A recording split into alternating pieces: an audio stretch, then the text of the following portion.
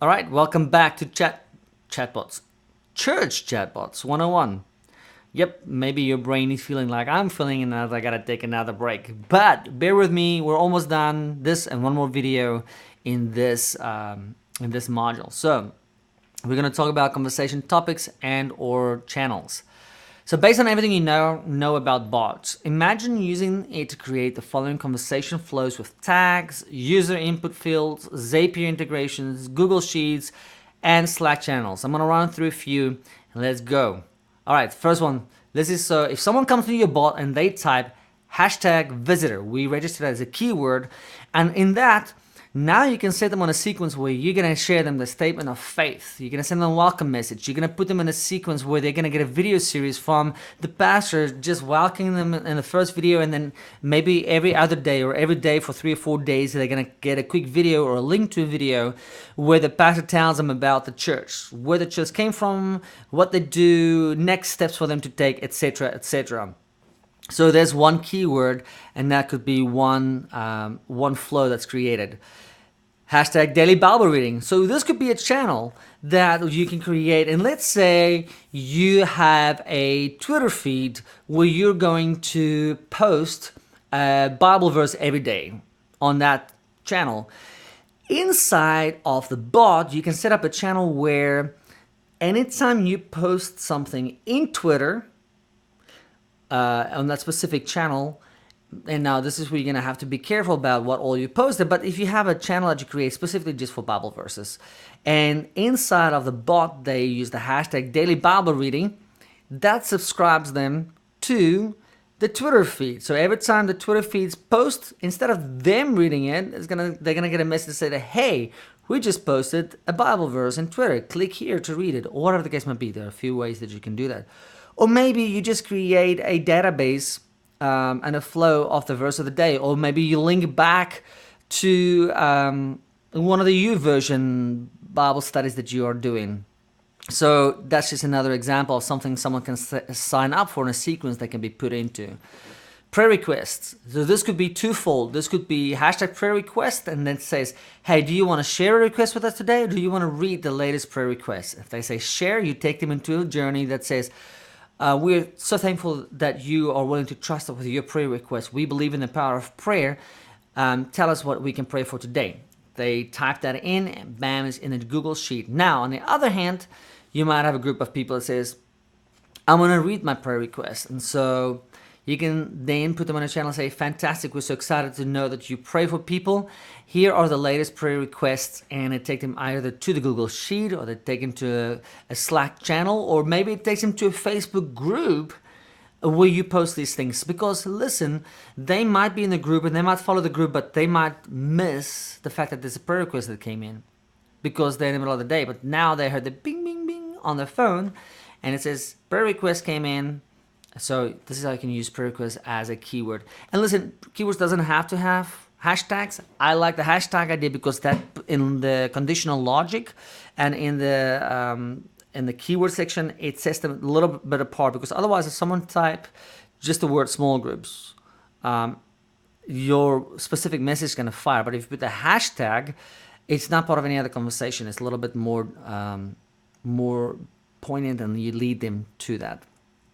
All right, bus ministry. We've talked about this in the previous message towards the end, but this is a great way to get people to sign up to use your bus ministry and literally almost create maps or a route for the bus driver, to make it easy on them to know who to pick up for that Sunday, instead of having to wait at bus stops where people just don't show up. All right, here's another one. Food pantry. One of the ministries I was in, actually a few of them had food pantries.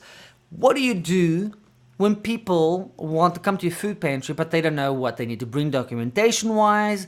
They don't know if it's going to be closed or open because of inclement weather.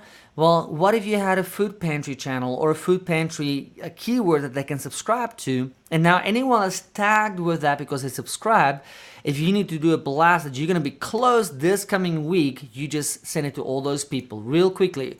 Or if someone calls your office or someone comes in and they want to know what all do they need to bring, You can say, hey, I want to tell you, but you can also go onto our messenger, go to our Facebook page, click on send a message, and then type in the word hashtag food pantry, and we'll quickly tell you what all you need in a conversation. Bam, there you have more people to communicate with clearly on the food pantry. Kids ministry, we talked about that in another example as well, but here's a way to create a group of people with kids that you're going to communicate anything kids related. Same with youth. Or maybe you want to send out announcements. So you send out a blast one time or once a month or something and say, hey, we just want to check in. Would you be interested in receiving our announcements in a message on Monday mornings before you start your week, because you might have missed it on Sunday? So if you do that once a month, everyone that's tagged in that on, every Monday morning, those tagged people get a message of the latest announcements, whether it's written announcements, video announcements, or simply a link to your blog or wherever else you might host your announcements. Serve. How do you have people sign up? Well, here's a great way. Hey, from the stage, all you have to do is, hey, if you are interested in serving in a ministry, we would love for you, just like small groups. I didn't even talk about small groups earlier, but we would like for you to go onto our messenger. If you don't have our messenger yet or a bot yet, go onto our Facebook page, click on the send a message button, and type in the following word, hashtag serve. And we are going to tell you what would be a great way for you to serve. And then in the serve sequence or in a small group sequence, both of those almost goes hand in hand, you ask a few questions and to get to know what their likings are, what they'd like to do, and then say, based on what you've answered, and this is where some programming goes in behind the bot, you can give them a score. So if they answer a specific question, it's a 1 if it's a positive, it's a 0 if it's a negative. And based on a specific score, you say, your score makes you a perfect fit for, and you tell the small group name or you tell the serving opportunity name. So salvations, we talked about that in the previous one as well. A great way to help people discover the next steps after they gave their life to the Lord. I prayed the prayer. That could be another keyword, kind of the same as salvation. But that could be just a quick one in that moment to say, I prayed the prayer, and then you send them a message with regards to, hey, would you like to sign up for salvation keyword? All right, giving is another great one. In fact, you can take payments inside of ManyChat, so that's another platform and another way to give, and it's actually really inexpensive compared to some other channels of giving. If you're going to communicate with a worship team, you can create the keyword and whether it's signing up for a worship team, whether it's finding out what the what the song set is for the week, or whatever the case might be. If you don't have other platforms to do that, this is where you can do it as well. Order of worship. I know some traditional churches still like sharing the order of worship. So what you can tell your congregation on Saturday night, after they sign up for this in a sequence or a channel, hey, tomorrow when you come to church, here's your order of worship. Guess what? You don't have to print out all those bulletins. And so maybe a lot less people are going to have the bulletin. This becomes your bulletin. And that could be a keyword by itself, bulletin. So those are just some quick ideas. I mean, you can go crazy. You can spend as much time as you want to. And honestly, it takes a few hours to program any one of these flows. But you create it one time, and then you can use it for years to come if you do it well, with minor tweaks here and there, all because of tagging and user fields and segmenting your audience.